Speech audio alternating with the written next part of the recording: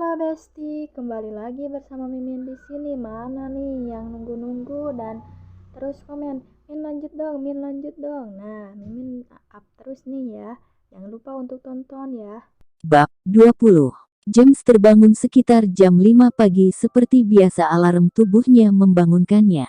Laura masih tidur terlelap dengan posisi menghadap ke arahnya. Pikiran James sontak blank menatap pemandangan indah di hadapannya. Gunung Kem Asteris R itu menyembul dan tampak begitu menggoda. James menggeleng-gelengkan kepalanya untuk menghilangkan pikirannya yang mulai berkabut gairah. Dia pun bangkit dan berjalan keluar kamar tidur. James mulai melakukan rutinitas olahraga paginya mulai dari sit-up 100 kali. Laura pun terbangun tak lama kemudian dan melihat pria yang semalam tidur memeluknya sudah menghilang. Apa dia pulang ke apartemennya? Pikir Laura. Dia pun merenggangkan tangannya ke atas dan berjalan menuju kamar mandi untuk buang air kecil. Kemudian dia keluar dari kamar tidurnya untuk membuat sarapan. Dan di sanalah baby boy-nya sedang olahraga pagi, rajin sekali.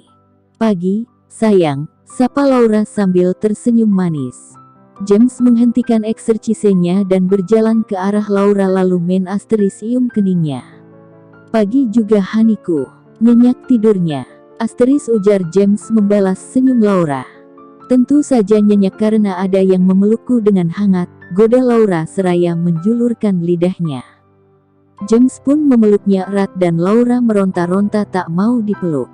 Hentikan, kamu berkeringat, jangan peluk-peluk.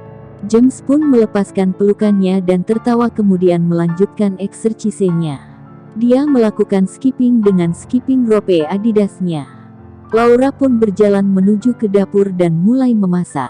Ada sisa nasi semalam sepertinya cukup untuknya dan James. Dia pun memutuskan akan membuat nasi goreng dengan potongan sosis yang dibungkus dengan telur omelet tipis. James telah selesai melakukan eksercisenya dan duduk di meja pantry menemani Laura memasak sambil mengelap keringat di badannya. Masak apa, say? Tanya James. Laura mengambilkan segelas air putih untuk James lalu menjawab, nasi goreng omelet. Tunggu sebentar lagi matang. Atau kamu mau mandi dulu, Beb? James berpikir sejenak lalu menganggukkan kepalanya. Aku mandi dulu ya, say. Dia pun masuk ke kamar Laura untuk mandi. Setelah James selesai mandi dan berpakaian, dia pun menuju ke pantry. Laura sedang menunggunya untuk sarapan bersama. James pun duduk di sebelahnya. James mencicipi sarapan buatan Laura yang masih hangat. Ini enak, sayang. Thank you, puji James sambil mengunyah nasi gorengnya. You're welcome, dear, balas Laura yang juga sedang menikmati sarapan paginya. Setelah menyelesaikan sarapannya, Laura pun bergegas untuk mandi dengan shower. Pagi ini dia memilih kemeja lengan panjang berbahan rayon warna salem dengan aksen ruffle di dadanya dan rok span sutra bermotif leopard. Dia mengikat rambutnya model ekor kuda lalu memulaskan bedak dan lipstik warna coral nude seperti biasa. Tak lupa memakai deodoran dan parfum Elizabeth Arden favoritnya lalu memakai baju pilihannya. Laura keluar dari kamar membawa tas kerjanya dan menemukan James sudah siap di ruang tengah. Ayo, sayang, nanti kita terlambat. Naik mobil sendiri-sendiri ya, ujar Laura sambil memakai flat shoes warna coklat. Oke, Prof.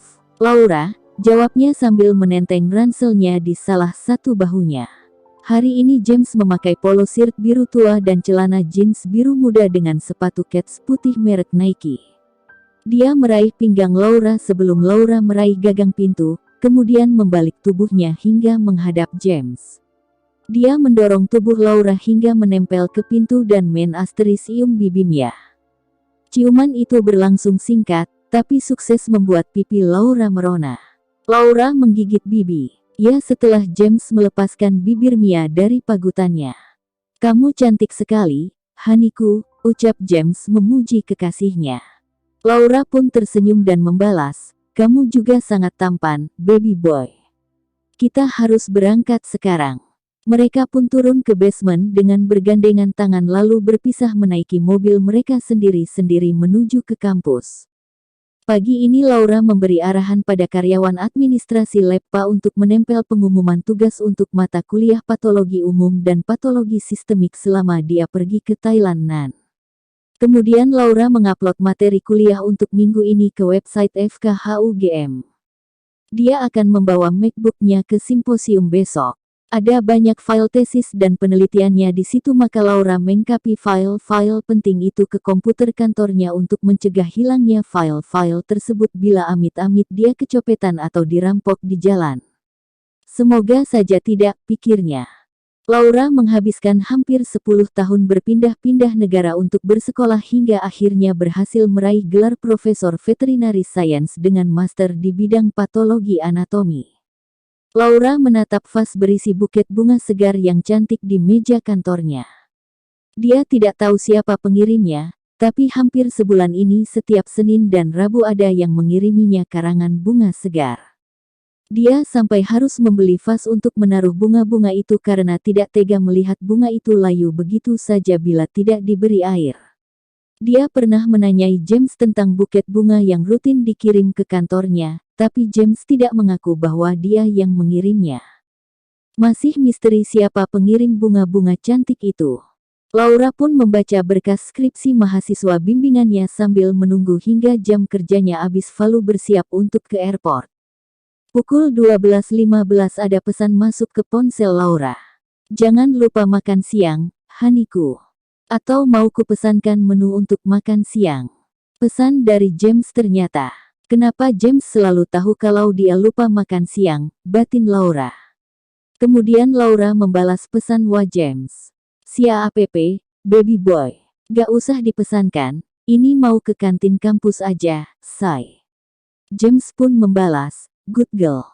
Laura mengambil dompetnya dan berjalan keluar dari gedung LEPA untuk ke kantin kampus yang letaknya di bagian barat kampus.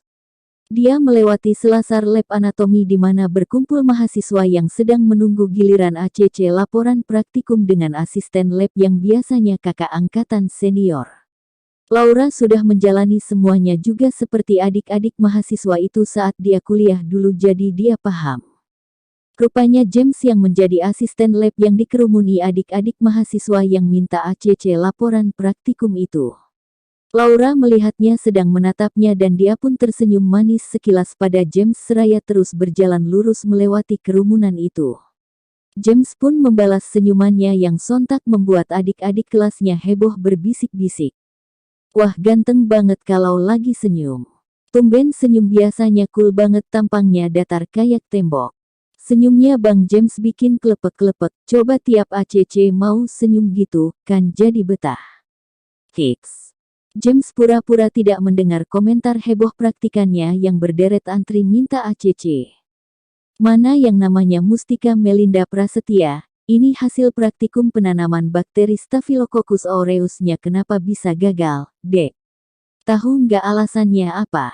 Ujar James agak galak bin jutek.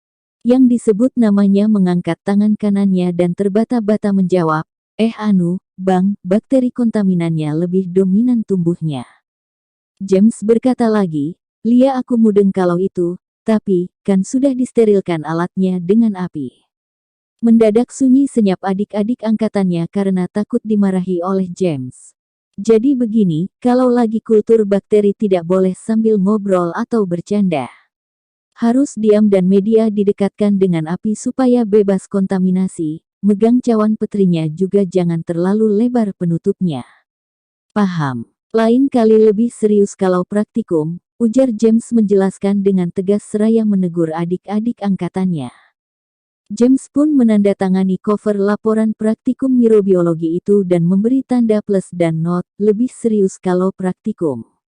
James kemudian menyerahkan berkas laporan praktikum itu ke Mustika. Baik, Bang James, lain kali lebih serius praktikum.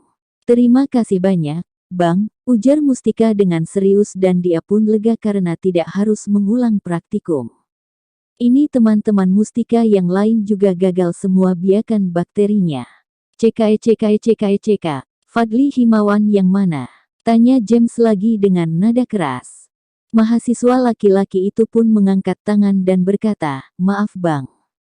Laura sudah selesai makan siang dan berjalan melewati jalan di mana dia berangkat tadi dan mendengar suara James yang galak memarahi adik angkatannya. Dia menggigit bibir bawahnya dan memutuskan untuk terus berjalan lurus tanpa menyapa James. Baby boy-nya seram kalau sedang marah. James melihat Laura berjalan cepat nyaris berlari saat melewati tempat dia duduk dan itu membuatnya tertawa geli. Dia pun melirik jam tangannya. Dia masih punya kesempatan 1 jam lagi untuk melayani ACC laporan praktikum. Jadi yang hasil praktikumnya berhasil siapa saja. Angkat tangan dan bawa laporannya kemari, kata James tenang. Ternyata ada juga yang berhasil menanam biakan bakteri Staph aureus. Dia membaca nama praktikan. Diandra Putri Tobing. Jadi bentuk koloni bakteri Staphylococcus aureus di PAD seperti apa?